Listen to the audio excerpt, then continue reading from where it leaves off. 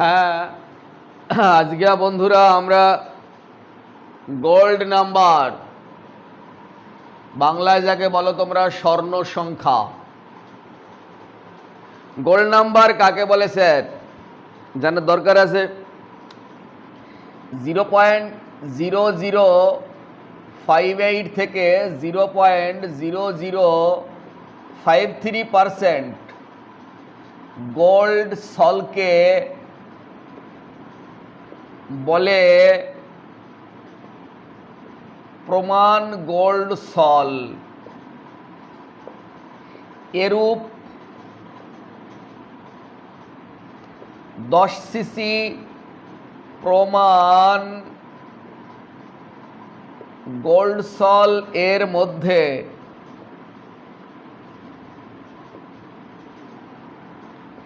1 CC 10% NaCl দ্রবণ যুক্ত করলে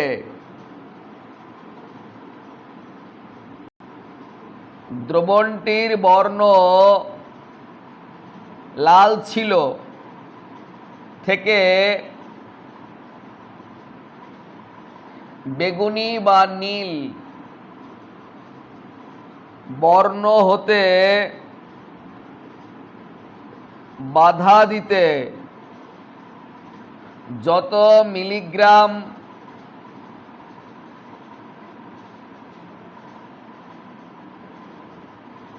হাইড্রোফিলিক সল বা সংরক্ষক কলয়েডের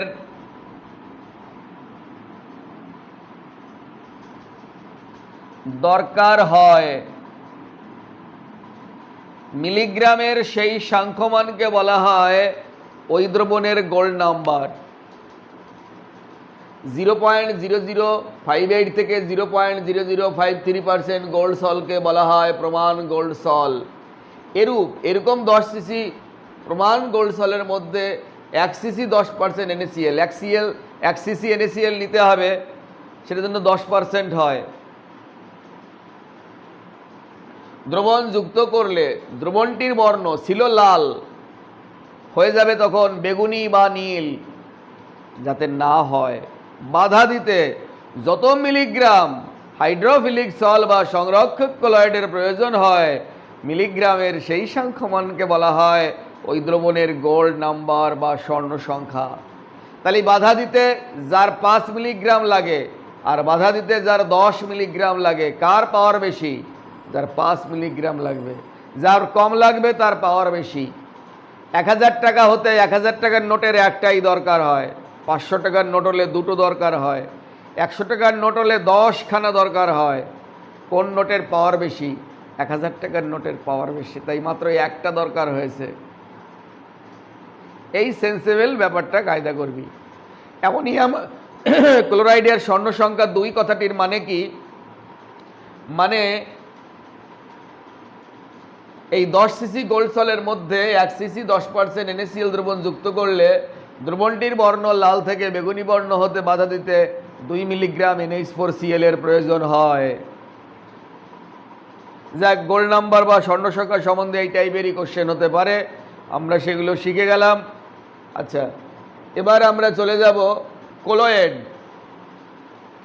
একটা মাত্র কণা বা অণু যদি কলয়েডের ভূমিকা পালন করে তার নাম বৃহদাণবিক কলয়েড, বড়।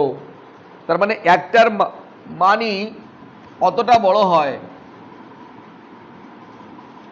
কত বড় হয়? কলয়েডের মানটা আছে 10⁻⁻5 থেকে 10⁻⁷ সেন্টিমিটার, এতটা বড় হয় একটার মানই। তার নাম হচ্ছে বৃহদাণবিক কলয়েড, বৃহদাণবিক কলয়েড।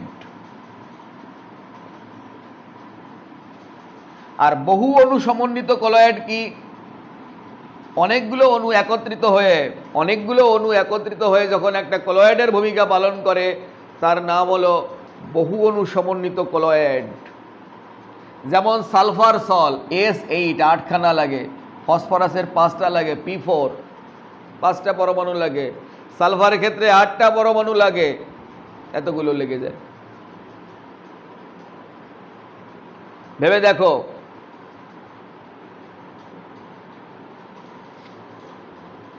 আরটা হচ্ছে সংযোজিত কলয়েড। কলয়েডটা অনেক বড়।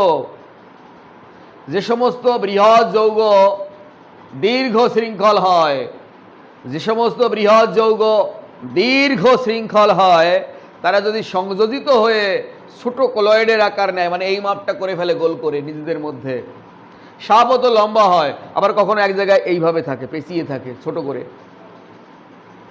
সংযোজিত কলয়েড। সাবান, সাবান যেমন সোডিয়াম স্টিয়ারেট, সোডিয়াম পামিটেট, অনেক বড় বড় যৌগ। C17, H35, COONA, লম্বা করে যদি লিখতাম C70 মানে কি 17খানা কার্বন লিখতে হবে রে জেঠু, কত বড় লম্বা যৌগ, কিন্তু এক জায়গায় ছোট হয়ে থাকে। এর মধ্যে একটা হাইড্রোকার্বন পার্ট থাকে, একটা COONA পার্ট থাকে, জানো তো? এই পার্টটাকে বলা হয় হাইড্রোফিলিক পার্ট। এরা জলকে আকর্ষণ করে, আর এইটা হচ্ছে ফবিক, ভীতি, ঢুকতে দেয় না। আমাদের এই চামড়ার মধ্যে থাকে এই ধরনের ফ্যাটি অ্যাসিডের লবণগুলো। আমাদের যেটা দেখা যাচ্ছে শরীরের উপরের দিকে, এইটা থাকবে হচ্ছে হাইড্রোফিলিক পার্ট, এই পার্টটা বাইরে থাকে। এই কারণে জল দিলে আমাদের শরীরটা সুন্দর ভিজে যায়, মানে অ্যাট্রাকশন করছে, হাইড্রোফিলিক। কিন্তু এই রন্ধ্র দিয়ে জলটাকে শরীরের মধ্যে ঢুকতে দিচ্ছে না, ভিতরে থাকছে হাইড্রোফোবিক। একটু গেলেই বাধার সৃষ্টি করে যে ঢুকবি না। তাহলে হাইড্রোফিলিক পার্টটা আমাদের বাইরে থাকে। যদি ভগবান আমাদের উল্টো করে বানাতো খেপা, এই পার্টটা যদি এই দিকে আর এই পার্টটা যদি এই দিকে করে দিত, মানে আমাদের শরীরের ফিলিক পার্টটা ভিতরে আর ফবিক পার্টটা বাইরে দিত, তাহলে আমাদের শরীরে জল দিলে আমাদের শরীরটা ভিজতো না। কচুপাতা যেমন জল দিলে কচুপাতাটা ভেজে না, জলটা সঙ্গে সঙ্গে গড়িয়ে পড়ে যায়, ওরকম আমাদের শরীরে জল দিলে জলটা গড়িয়ে পড়ে যেত, শরীর ভিজতো না। মজা পেতিস, পৃষ্ঠতল সক্রিয় থাকতো না, ভালো লাগতো না আমাদের বাবু, ভালো লাগতো না, পৃথিবীর কিছুই ভালো লাগতো না। কেউ কোনো কথা বললেও মজা পেতাম না, কেউ একটু হাত দিয়ে ছোট্ট স্পর্শ করলেও বুঝতে পারতাম না। ভগবান আমাদের শরীরটাকে কত সুন্দরভাবে বানিয়েছে, এ ভাবা যায় না। শুধু স্ট্রেন্স, অদ্ভুত, অপূর্ব, তোমার ধারণা নেই যে একটা সাধারণত স্কিন বানাতে গেলে একটা পার্ট আমি বললাম কত কঠিনভাবে বানাতে হয়েছে ওনাকে। যাক, নিমিষের মধ্যে আমরা 3টে ডেফিনেশন শেখা হয়ে গেল। বৃহৎ আণবিক কলয়েড একাই যখন কলয়েডের ভূমিকা পালন করে, বহু অণু সমন্বিত কলয়েড অনেকগুলো অণু একত্রিত হয়ে কলয়েডের ভূমিকা পালন করে।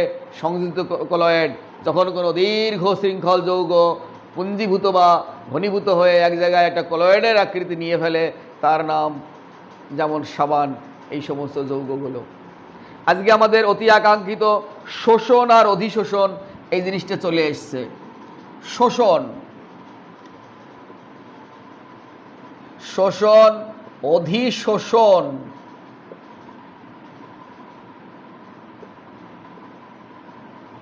এটা অ্যাবজর্পশন, অ্যাডজর্পশন। এটা ডি আছে, এটা বি আছে, পার্থক্য ডিবিতে। অ্যাবজর্পশন মানে দুটো পদার্থকে পাশাপাশি রাখলে সুন্দর, একটি পদার্থ আরেকটির মধ্যে ঢুকে যদি সর্বত্র ছড়িয়ে পড়ে, ঢোকার পরে এই জায়গায় সর্বত্র ছড়িয়ে পড়বে, সর্বত্র ছড়িয়ে পড়বে। আর এটা ঢুকবে, পাশাপাশি রাখবি, ঢুকবে, কিন্তু এক জায়গায় পুঞ্জীভূত হবে, এক জায়গায় পুঞ্জীভূত হবে। ঢুকবে, ঢুকে এক জায়গায় পুঞ্জীভূত হবে, আর সর্বত্র ছড়িয়ে পড়বে। ছড়িয়ে পড়লে যদি হয় সর্বত্র ছড়িয়ে পড়লো শোষণ, আর এক জায়গায় পুঞ্জীভূত, এটার নাম হলো অধিশোষণ। তাই এটা কেবলমাত্র আপার সারফেসে হবে, উপরি তলে হবে, আর এটা সর্বত্র, সর্বত্র হবে। যে পার্থক্যটা ছিল বাষ্পায়ন আর স্ফুটন। বাষ্পায়ন হচ্ছে কোনো জল রাখা হলে তার কেবলমাত্র উপরিতল থেকে যদি বাষ্পায়ন ঘটে, মানে জল উড়ে চলে যায়, তার নাম বাষ্পায়ন। যেমন এখানে 1 গামলা জল রাখলে কিছুদিন পরে দেখবে জল তলটা একটু হলেও কমে গেছে, এটা বাষ্পায়ন হয়েছে। কিন্তু এটাকে নিয়ে যদি তুমি উনুনে বসিয়ে ফোটাও, তাহলে ওর সর্বত্র থেকে জলটা বাষ্পীভূত হয়ে যাচ্ছে, এর নাম স্ফুটন। এখানেও সেই রকম, পাশাপাশি দুটো পদার্থকে রাখলে একটা পদার্থ যখন আরেকটা পদার্থের মধ্যে ঢুকে এক জায়গায় পুঞ্জীভূত হয় তার নাম অধিশোষণ, সর্বত্র যদি ছড়িয়ে পড়ে তার নাম শোষণ। বাবুরে, সর্বত্র ছড়িয়ে পড়া মানে এন্ট্রপি ধনাত্মক।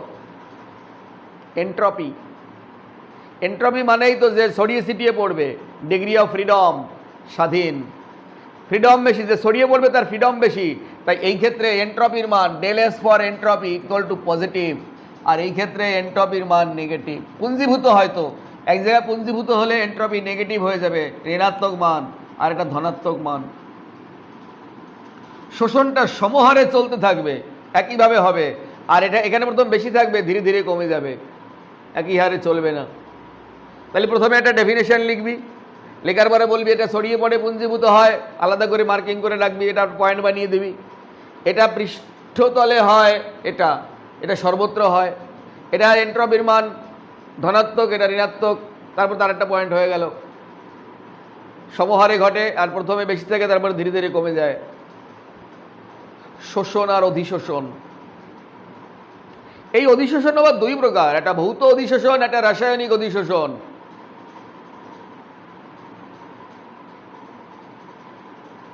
এইটুক তো পড়া ছিল। ভৌত অধিশোষণ কি জিনিস? অধিশোষক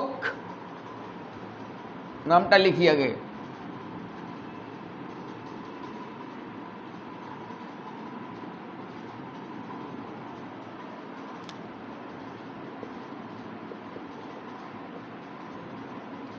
অধিশোষক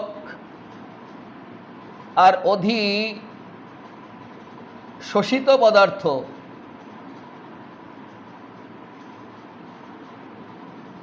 এটা রাখলাম, একটা জিনিস পাঠালাম। শোষক মানে যে ওটাকে শোষণ করেছে, আর শোষিত মানে যে শোষিত হচ্ছে। তাহলে অধিশোষক আর অধিশোষিত পদার্থ এ দুজনের মধ্যে একটা আমরা ভৌত অধিশোষণ, একটা রাসায়নিক অধিশোষণ।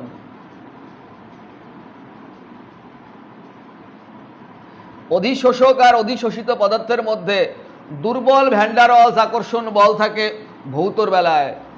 ভৌত হয়েছে তো, জাস্ট অ্যাট্রাকশন, ভৌত মানে দুর্বল ভৌত। যেমন প্রেম আর বিয়ের মধ্যে, প্রেমটা ভৌত অধিশোষণ, দুর্বল ভ্যান্ডারওয়ালস বল থাকে, আর বিয়েটা রাসায়নিক অধিশোষণ। অধিশোষক এবং অশোষিত পদার্থের মধ্যে রাসায়নিক বন্ধন থাকে। স্যার, এখানে আপনি রাসায়নিক বন্ধন মানে বিয়ের ক্ষেত্রে কি বোঝাতে চাইছেন? আমাকে বলতে হবে এখন? 12 ক্লাসে তো পড়িস, ভালো করে ভেবে দেখ বোকা। এবার ভৌত অধিশোষণে সব কিছু কম, সক্রিয়ণ শক্তির মান কম, তাপ মোচন হয় তার পরিমাণ কম, ওই 20 থেকে 30 বা 40 কিলোজুল মোলিন ভার্টস। আর ওখানে 40 থেকে শুরু, এর যেটা শেষ ওর থেকে শুরু 40 থেকে 200 হয়ে যেতে পারে।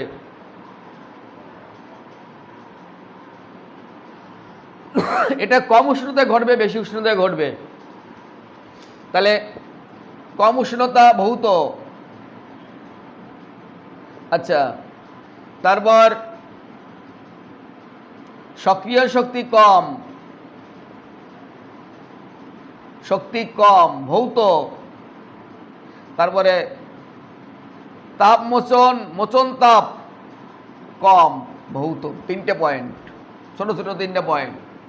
কারণ ভৌত মানে হালকা হয়, ভৌত।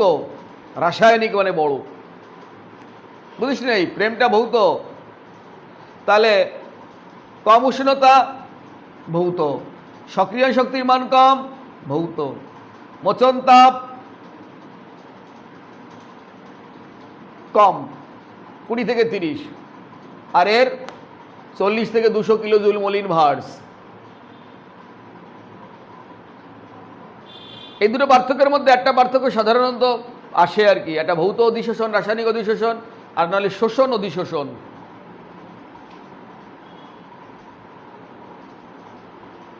এর একটা থার্মোডাইনামিক্স বিহেভিয়ার আছে, আজকে হয়তো দিইনি, আমি একটু বলে দেই।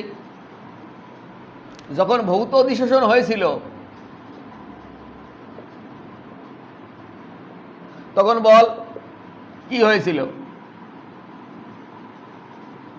ভৌত অধিশোষণ, ভৌত মানে অধিশোষণটা আমি শোষণের সাথে কম্পেয়ার করছি। তাই অধিশোষণে কি হয়েছিল, এন্ট্রপির মান নেগেটিভ, এক জায়গায় পুঞ্জীভূত হচ্ছে তো ঋণাত্মক মান, তাহলে ডেল জি সমান সমান ডেল এইচ মাইনাস টি ডেল এস, এটার মান নেগেটিভ হলে এটা পজিটিভ হয়ে যাচ্ছে। ডেল জি যদি নেগেটিভ না হয় তাহলে স্বতঃস্ফূর্ত হবে না, ডেল জি নেগেটিভ না হলে স্বতঃস্ফূর্ত হবে না। এটার নেগেটিভ হতে হলে, এটা তো পজিটিভ হয়ে পড়ে আছে, এটার নেগেটিভের জন্য, তাহলে একে ডেল এইচকে একটা বড় নেগেটিভ হতে হবে, বড় নেগেটিভ হতে হবে।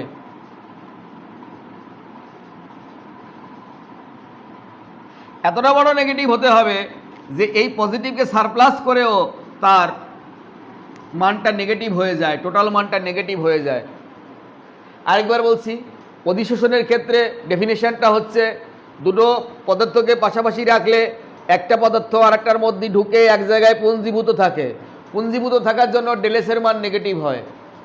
ডেলেসি মান নেগেটিভ হলে আমরা যদি সেই গিভেলমোস সমীকরণে বসিয়ে দেই থার্মোডাইনামিক্স ক্লাস 11, ডেল জি সমান ডেল এইচ মাইনাস টি ডেল এস, এই ডেল এসের জায়গায় যদি নেগেটিভ বসাই তাহলে এই মানটা পজিটিভ হয়ে যাবে।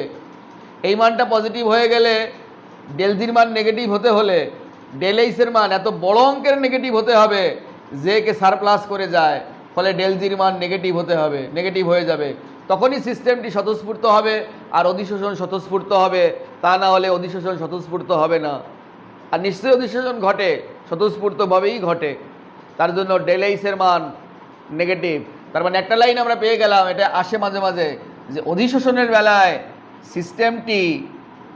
সিস্টেমটি তাপমোচী হয়, মানে ছেড়ে দেবে, এটার মান নেগেটিভ আসবে, তাপমোচী হয়, এটা লক্ষ্য কথার এক কথা।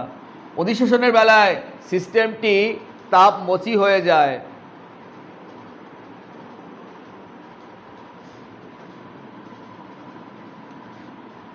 ভালো করে একটু লেখার মতো লিখে দেই, নেগেটিভ অধিশোষণের ডেল এস এর মান নেগেটিভ, স্বীকার্য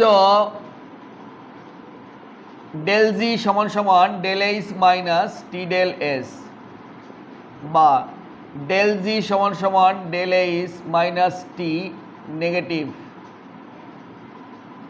ডেল এস, আচ্ছা, বা ডেল জি সমান সমান ডেল এইচ প্লাস টি ডেল এস।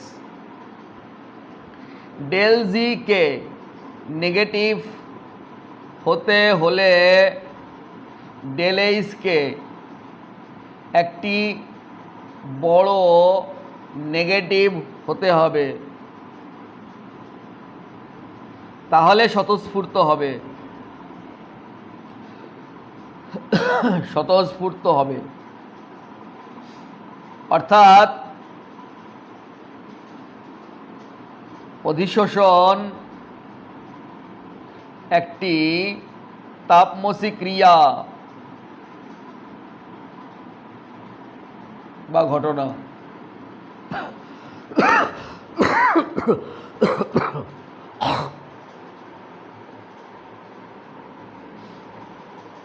ভালো করে দেখে নাও, এটা দেখা হয়ে গেলে আজকের ক্লাস শেষ হয়ে যাবে।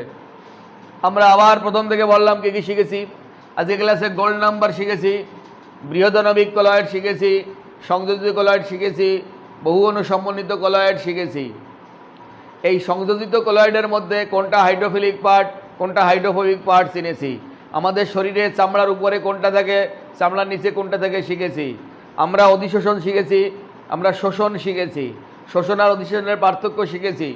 আর আমরা শিখেছি ভৌত অধিশোষণ, রাসায়নিক অধিশোষণ। ভৌতর বেলায় সব কিছু কম, রাসায়নিক বেলায় সব কিছু বেশি। অধিশোষণ একটি তাপমোচী ক্রিয়া, কেন তার ব্যাখ্যা শিখেছি। আজকের এই ছোট্ট নাটক এখানেই শেষ হয়ে গেল।